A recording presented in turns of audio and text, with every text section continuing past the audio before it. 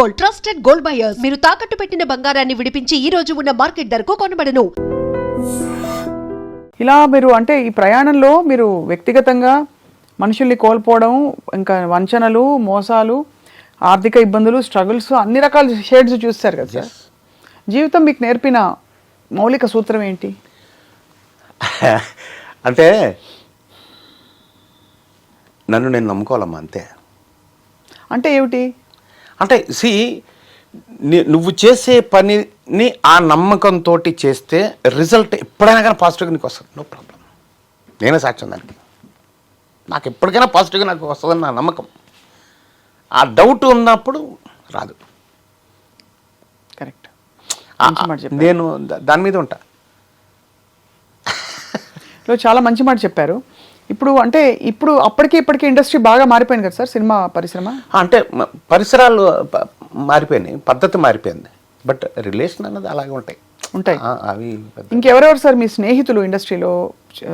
బుల్లితెర చాలా మంది ఉన్నాం. ఇప్పుడు ఆ బ్యాచ్ అంతా అలాగే. అంటే మీరు ఖాళీ టైం దొరికినా, మీ ఇంట్లో మంచి శుభకార్యం జరిగినా, లేదో కష్టం వచ్చినా ఎవరు చెప్పుకుంటారు?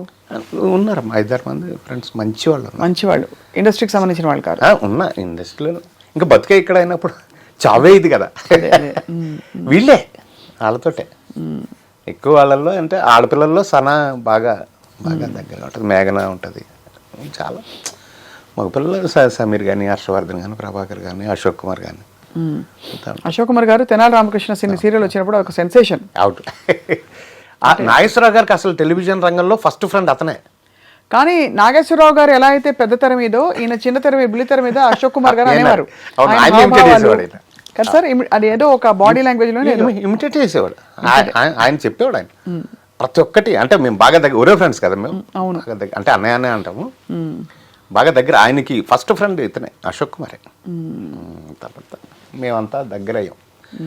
మేము ఎక్కువ నమ్మకం తెచ్చుకున్నాం ఆయన దగ్గర. అవును. సో చిన్నప్పటి నుంచి సార్ మీరు పెరిగిందంతా ఏ ఊరు? ఇక్కడేనమ్మా, హైదరాబాద్. పుట్టింది కాకినాడ దగ్గర గురజనాపల్లి అని.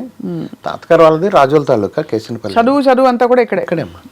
ఎలిమెంటరీ చిన్నతనం స్కూల్ అక్కడ, మిగిలినంత ఇక్కడ. A V school, A V college, Bhadrika college, Ramachandra college, Hindi Mahavidyalayam. మీ కుటుంబం సార్? 4 అన్నదమ్ములమ్మా మేము. నేను లాస్ట్, ఒక సిస్టరు. అందరు ఇక్కడే ఉన్నారు. భార్య, 2 పిల్లలు. పిల్లలు ఈ రంగంలోకి వచ్చారా? అంటే సింగింగ్ ఉంది నీలా. పెద్ద పాప ఆటోమొబైల్ ఇంజనీర్, అమెరికాలో ఉంటుంది, డెట్రాయిట్. అతను కూడా, అల్లుడు కూడా ఆటోమొబైల్ ఇంజనీర్. ఆ అమ్మాయి పాటలు పాడుతుంది. చిన్న పాప హోమియోపతి డాక్టరు, చిన్న అల్లుడు అడ్వకేట్.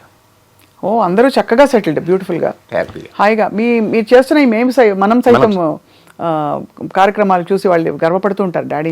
అవును, కానీ వాళ్ళని ఎక్కువ ఇన్వాల్వ్ చేయని వాళ్ళకి చెప్పను. వాళ్ళు తెలుసుకోవడమే ఫ్రెండ్స్ ద్వారా. నేను ఏది చెప్పను, నా వైఫ్ కూడా ఏది చెప్పను. మెట్లు ఎక్కుతున్నప్పుడు క్లోజ్. అంతేనా? ఏం మాట్లాడుకుంటారు ఇంట్లో? ఈ సినిమాలు ఏముండవు. నా ప్రొఫెషన్ గురించి ఉండదు అసలు. ఏం మాట్లాడతారు మరి ఇంట్లో? మిగిలిన కార్యక్రమాలు ఉంటాయిగా, అంతేగా.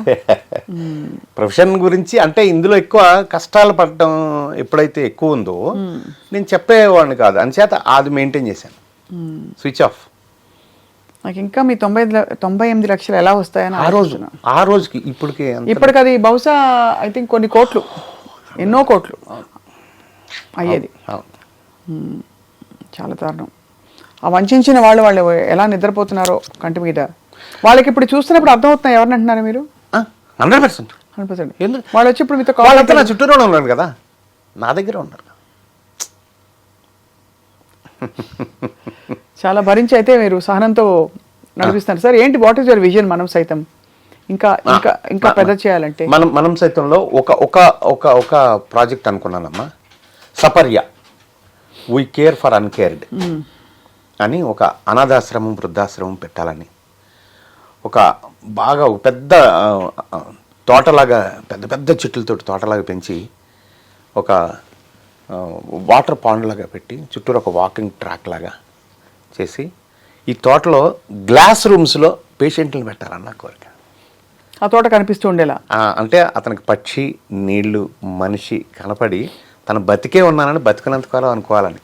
అది ఎందుకంటే వృద్ధాశ్రమాలు అంటే నేను చూసిన ప్రపంచం వరకు ప్రపంచం అంతా నేను చూసింది మాత్రం చాలా దారుణంగా ఉన్నాయి. ఏ వ్యక్తి అయినా అంటే కరోనా కంటే భయంకరమైన వ్యాధి ప్రతి మనిషికి వచ్చేది ఒకటే, వృద్ధాప్యం.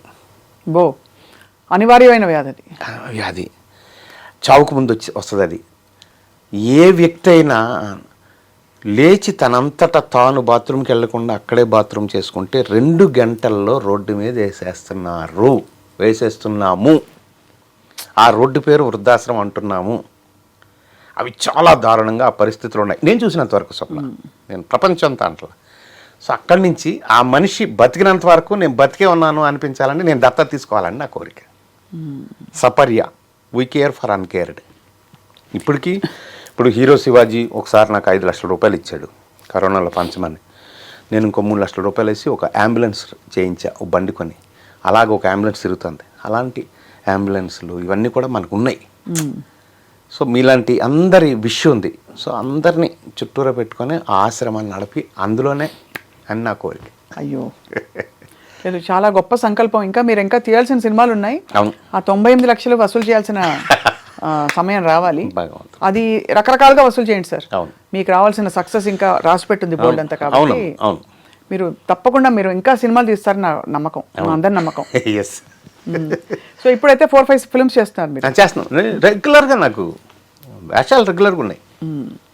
ఇప్పుడు రవితేజ 75 కూడా అది ఆయనకు వచ్చే దెబ్బ తగిలి కొంచెం పోస్ట్ పోన్ అయింది.